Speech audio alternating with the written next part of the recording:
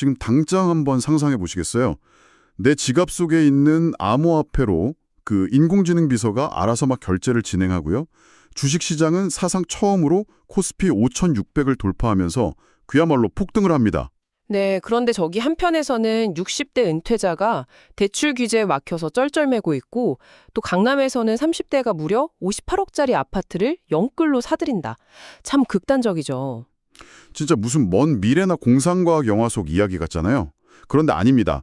저희가 오늘 파헤쳐볼 신문들의 고스란히 담긴 바로 오늘 우리가 마주한 현실이거든요. 단편적인 기사나 데이터만 보면 세상이 그저 막 혼란스럽게만 보일 수 있습니다.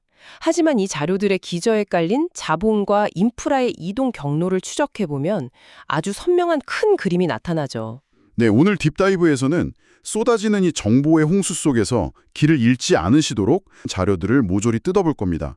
AI 인프라부터 펄펄 끓는 금융과 코인 시장, 그리고 씁쓸한 사회 이면과 지정학적 이슈까지. 오늘 우리의 미션은 바로 이 흩어진 퍼즐 조각들을 쫙 맞춰서 청취자님이 2026년의 거대한 경제적, 사회적 흐름을 완벽하게 꿰뚫어 보실 수 있게 돕는 겁니다. 그럼 가장 뜨거운 열기를 뿜어내고 있는 금융시장부터 좀 짚어보죠. 코스피가 무려 5,600을 돌파했습니다. 네, 시장이 너무 과열돼서 프로그램 매매를 일시 정지시키는 사이드카가 코스닥에서 발동될 정도였죠. 삼성전자도 주당 19만 원을 가뿐히 넘어섰고요. 그러니까 단순히 숫자만 오른 게 아니라 글로벌 자본이 한국 시장을 바라보는 시각 자체가 완전히 변했다는 걸 자료들이 증명하고 있잖아요. 그 변화의 핵심은 상장 지수 폰드, 즉 ETF를 통한 막대한 자금 유입에서 확인됩니다. 미국 증시에 상장된 한국 관련 ETF인 EWY의 올해만 27억 달러. 우리 돈으로 약 3조 9천억 원이네요. 수익률도 36%를 훌쩍 넘겼고요. 글로벌 투자자들이 한국 기업들의 체질 개선, 특히 주주환원 정책의 변화에 아주 강력하게 베팅을 하고 있다는 증거입니다. 주주환원이라면 역시 배당을 빼놓을 수 없겠죠. 이번 자료들을 보니까 상법 개정안 통과와 배당소득 분리과세에 대한 기대감이 시장을 완전히 주도하고 있더라고요. 기업들도 여기에 적극적으로 화답하고 있습니다. 삼성물산이 향후 3년간 9조 4천억 원을 투자하고 배당금을 25%나 상향하겠다고 발표한 것이나 KB금융이 묵직한 배당을 결의한 게 아주 대표적인 사례죠. 기업들이 그동안 창고에 쌓아둔 현금을 드디어 주주들한테 풀기 시작했다는 거네요. 근데 시장이 이렇게 불타오르면 꼭 부작용이 생기지 않습니까? 증시 화랑에 편승하려는 비상장사들의 무리한 기업 공개 시도가 폭증하고 있거든요. 자료를 보면 과거 증권 신고서를 미제출하는 등 공시의무 위반 사례가 무려 180%나 급증했습니다. 시장이 뜨거울수록 펀더멘털보다는 이 열띤 분위기에 휩쓸려서 상장을 서두르는 기업들이 많아진다는 뜻이니까 투자자들의 각별한 옥석 가리기가 필요한 시점입니다. 반면에 한국 증시가 이렇게 끓어오르는 동안 미국 증시는 좀 색다른 양상을 보였죠. AI 기술이 너무 빠르게 발전하다 보니까 기존 소프트웨어 기업들이 AI의 통째로 대체될 수 있다는 공포가 퍼지면서 관련 주식들이 급락하는 사태가 있었습니다. 근데 재미있는 건 이름도 서학개미로 불리는 우리 개인 투자자들은 오히려 이걸 줍줍, 그러니까 저가 매수의 기회로 삼았더라고요. 마이크로소프트 같은 주식을 역대 최대 규모로 사들였잖아요. 전형적인 공포와 탐욕의 교차점이죠. AI가 기존 소프트웨어를 위협하는 건 맞지만 마이크로소프트 같은 우량 기업들은 오히려 그 기술을 내재화해서 완전히 새로운 수익 모델을 만들어내고 있거든요. 우리 투자자들이 그 견조한 실적에 베팅을 한 겁니다. 자본이라는 게 참 끊임없이 새로운 수익을 찾아 이동하네요. 유럽 시장 쪽 자료도 상당히 인상적이었습니다. 영국 아비바 인베스터스 쪽 분석이었죠? 유럽의 사모 크레딧 시장이 새로운 금맥으로 떠오르고 있다는 내용입니다. 사모 크레딧이라는 건 은행 같은 전통 금융권이 아니라 사모 펀드 같은 민간 자본이 기업에 직접 돈을 빌려주는 시장을 말하는데요. 특히 유럽의 부동산이나 인프라 부문에서 아주 매력적인 투자처로 부상하고 있다는 거잖아요. 미국 시장의 선행 지표를 분석한 글로벌 자금들이 이제 유럽의 실물 자산과 엮인 틈새 시장으로 발빠르게 흘러들어가고 있는 현상이죠. 자본의 이동을 얘기하다 보니 여기서 정말 흥미로운 지점으로 화제를 넘겨보겠습니다. 바로 코인 시장인데요. 예전 암호화폐 시장이 단순히 투기판이었다면 지금 자료에 나타난 시장은 완전히 진화했거든요. 인공지능 그리고 실물 자산과의 결합이 핵심입니다. 실물 자산을 블록체인에 올려서 토큰화하는 실물 연계 자산, 즉 RWA 모델이 본격적인 궤도에 올랐죠. IT센의 실물금 기반 토큰, 그 K골드가 아주 좋은 예시더라고요. 네, 전통적인 안전자산인 금의 신뢰성에 블록체인의 유동성을 결합한 데다가 심지어 이걸 예치하면 연 1에서 3%의 이자까지 줍니다. 이자가 없는 전통 금 투자의 단점을 완벽히 극복한 셈이죠. 이자를 주는 금이라 진짜 솔깃한데요. 그런데 제가 이번 자료에서 제일 충격을 받은 건 바로 AI 지갑 전쟁이었습니다. 웹3 결제 인프라를 둘러싼 패권 전쟁 말씀이시군요. 이제 우리가 직접 스마트폰으로 결제 버튼을 누르는 게 아니라 내 AI 비서가 알아서 시장 상황 분석하고 암호화폐로 결제랑 투자를 집행한다는 거잖아요. 바로 그 지점에서 미국 빅테크와 크립토 업계의 접근 방식이 완전히 충돌하고 있습니다. 구글이 내놓은 AP2라는 결제 프로토콜은 철저한 중앙 통제식입니다. 기존 신용카드 정보를 활용해서 빠르고 안전하게 소비자가 안심하고 쓸 수 있는 편리함에 초점을 맞췄죠. 반면에 크립토 업계는 아예 블록체인 위에서 자기들만의 새로운 판을 짜고 있더라고요.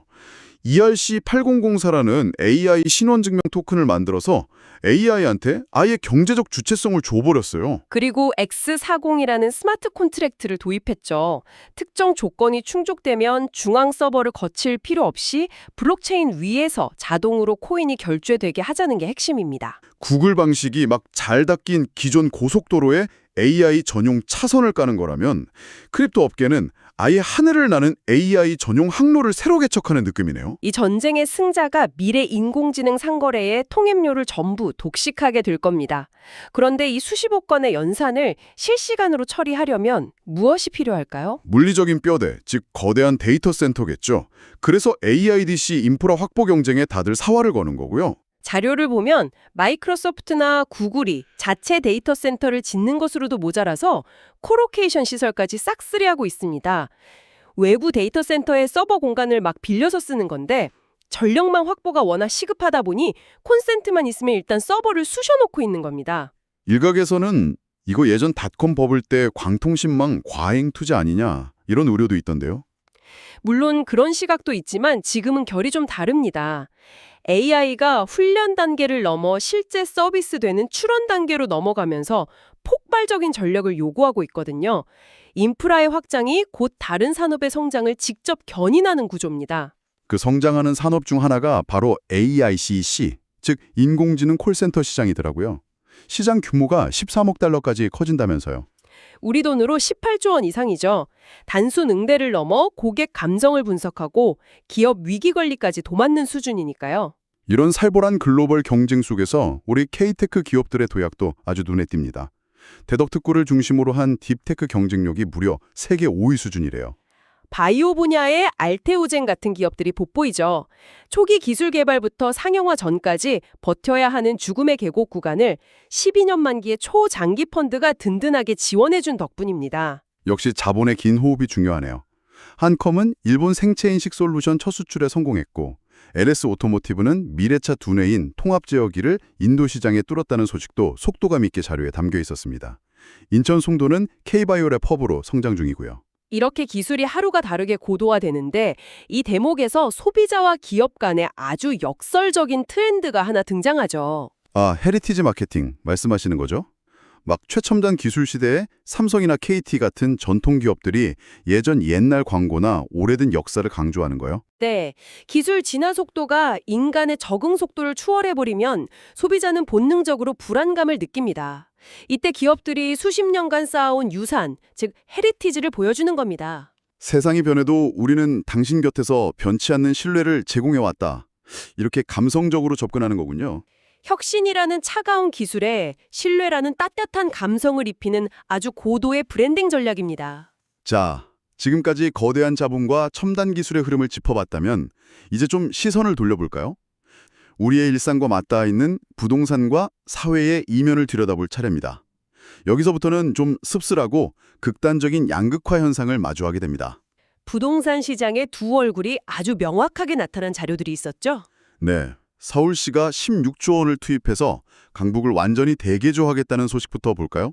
역세권 용적률을 최대 1300%까지 허용하겠다는 파격적인 도시계획입니다. 대지 면적이 13대에 달하는 공간을 위로 쌓아 올려서 일본 도쿄의 로퐁기에스처럼 초고밀도 복합도시를 만들겠다는 거죠. 강북이 이렇게 백년대계를 그리는데 당장 강남 아파트 시장에서는 그야말로 패닉 바잉이 벌어지고 있습니다. 30대들이 생애 최초 주택 매수자의 절반을 차지하면서 막 뛰어들고 있어요. 특히 압구정 현대아파트 전용 107제곱미터가 58억 원에 이른바 새 안고 매수 조건으로 나왔다는 자료가 아주 충격적이었죠. 아니 당장 들어가 살지도 못하는데 전세 보증금을 끼고 58억짜리를 영끌로 산다는 게 어떻게 가능하고 또 왜 이러는 건가요? 정책의 불확실성의 시장 왜곡입니다.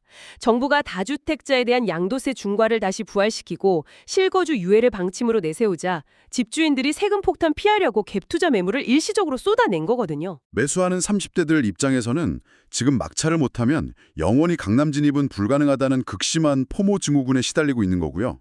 불안감이 만든 아슬아슬한 줄타기네요. 반면 30대들이 이렇게 58억에 영끌을 하는 동안 60대들의 현실을 보여주는 데이터는 참 뼈아픕니다. 은퇴 후에 생계를 위해서 부동산 임대업, 특히 빌라 쪽에 뛰어든 60대 이상 고령 자영업자가 35만 명에 달한다는 통계예요. 네, 충분한 노후연금이 없는 상태에서 생계형 창업으로 내몰렸는데 정부의 과계부채 대출 규제에 가로막혀서 이러지도 저러지도 못하는 고립된 상황입니다. 소상공인들의 눈물은 비단 고령층만의 문제도 아닙니다. 유행 주기가 극단적으로 짧아진 디저트 시장 분석 자료 보셨죠? 소금빵이 유행하다가 눈 깜짝할 새에 탕후루로 넘어가고 또 바로 두바이 쫀득 쿠키로 트렌드가 바뀌어버리죠? 유행 쫓아서 설비 투자했는데 1년을 채 못 버티고 빚만 떠안는 영세 자영업자들이 너무 많습니다. 그런데 이런 분들 구제해주겠다고 만든 세도약 기금은 정작 어떻게 운영되고 있나요? 그게 가장 냉점입니다. 부실채권을 구제하는 배드뱅크 성격인데 취약 채무자가 가장 많이 몰려있는 대부업체나 상호금융권의 참여율이 바닥을 기고 있습니다. 보호가 가장 시급한 곳에 정책 사각지대가 뻥 뚫려 있다는 거네요. 반면에 막강한 거대 자본과 은행들은 고령화라는 파도 속에서 아주 확실한 수익 모델을 찾았더라고요. 2030년이면 200조 원 규모로 팽창하는 치매머니 시장을 선점하려는 은행권의 움직임입니다. 아예 전담 신탁 조직을 신설해서 치매 환자의 병원비, 요양비, 생활비까지 은행이 철저하게 관리해주겠다는 거잖아요. 맞습니다. 한쪽에서는 대출 막힌 60대 임대업자가 눈물을 짓는데 다른 한쪽에서는 200조 원짜리 치매 자본을 놓고 은행들이 전쟁을 벌이는 이 극명한 대비, 불확실성이 커질수록 자본은 인구구조 변화 같은 가장 근본적인 수요에 집중된다는 걸 보여줍니다. 기업들도 마찬가지죠. 풀무원이 변동성 큰 일반 소비자 시장 대신 학교 급식이나 B2B 채널로 두부 매출을 안정적으로 늘리는 것도 딱 그런 전략이네요. 이런 현상은 비단 국내 문제에만 국한되는 게 아니죠. 지정학적 긴장과 맞물려 글로벌 에너지와 인프라 지형도 크게 요동치고 있습니다. 네, 시야를 전 세계로 넓혀보겠습니다. 자료에 나타난 글로벌 상황은 그야말로 전운이 감도는 살얼음판입니다. 미국과 이란의 갈등 고조로 브렌트유가 $70를 돌파하고 금값도 급등했죠. 한반도 군사 분계선 주변의 긴장감 고조, 그리고 북한의 무인기 비행에 담긴 대남 심리전 의도 등을 분석한 자료들도 객관적으로 현 상황의 높은 지정학적 리스크를 가리키고 있습니다. 이런 불안정성 속에서 국가와 기업들은 결국 에너지 인프라 확보라는 생존 전략을 택하고 있습니다. KB금융이 용인 반도체 클러스터와 재생에너지 투자를 위해 1조 원 규모의 펀드를 조성한 게 눈에 띄더라고요. ST이노베이션이 베트남 정부와 손잡고 탄소 중립을 위한 LNG 전력 인프라를 구축하는 것도 같은 맥락입니다. 신흥국의 에너지 인프라를 선점하는 거죠. 일본 행보도 굉장히 빠릅니다. 타카이치 총리가 방미를 앞두고 차세대 원자로, 즉 SMR 부문에 대한 대미 투자를 서두르고 있다는 보도가 있었습니다. 미일 동맹을 안보를 넘어서 차세대 에너지 공급망과 인프라의 혈맹으로 완전히 묶어버리겠다는 아주 고도의 전략적 계산입니다. 동맹마저도 인프라 투자를 매개로 재편되는 냉혹한 현실 속에서 정작 미국 내부에서는 거시 경제 정책을 두고 아주 흥미로운 충돌이 있더라고요. 관세 정책을 둘러싼 논쟁이죠.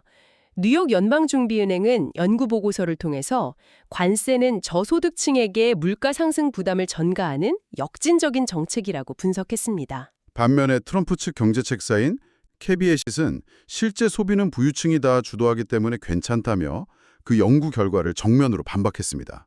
이 두 상반된 시각의 충돌은 미국 경제정책의 방향성을 둔 치열한 힘겨루기를 보여주는 중립적이고도 상징적인 대목입니다. 네, 오늘 정말 산더미 같았던 자료들을 하나하나 해체하고 연결해 보며 숨가쁘게 달려왔습니다. 2026년의 거대한 풍경이 좀 머릿속에 그려지시나요? 결국 오늘 살펴본 수많은 정보들의 핵심을 하나로 꿰뚫자면 바로 인프라와 자본의 대이동입니다. 증시의 폭발적인 랠리와 AI 비서를 위한 코인 결제망 구축, 거대한 데이터 센터 건설부터 고령층을 위한 치매 신탁과 60대 임대업자의 눈물까지. 세상은 가장 첨단화되는 동시에 가장 근본적인 생존의 문제를 풀어가고 있다는 말씀이시군요. 그러니까 이 모든 게 청취자님과 절대 무관하지 않다는 거죠.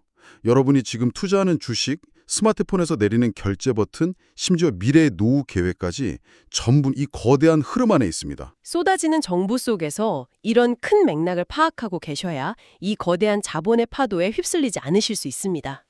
오늘 딥다이브를 마무리하면서 청취자 여러분께 꼭 이 질문을 던지고 싶습니다. 네, 어떤 질문이시죠? 머지않아 AI 에이전트가 여러분을 대신해서 암호화폐로 투자를 알아서 결정하고 또 은행이 치매 신탁으로 여러분의 노후 자산을 완벽히 관리하는 시대가 온다면 결국 나의 자본을 통제하는 진짜 주체는 여전히 나일까요?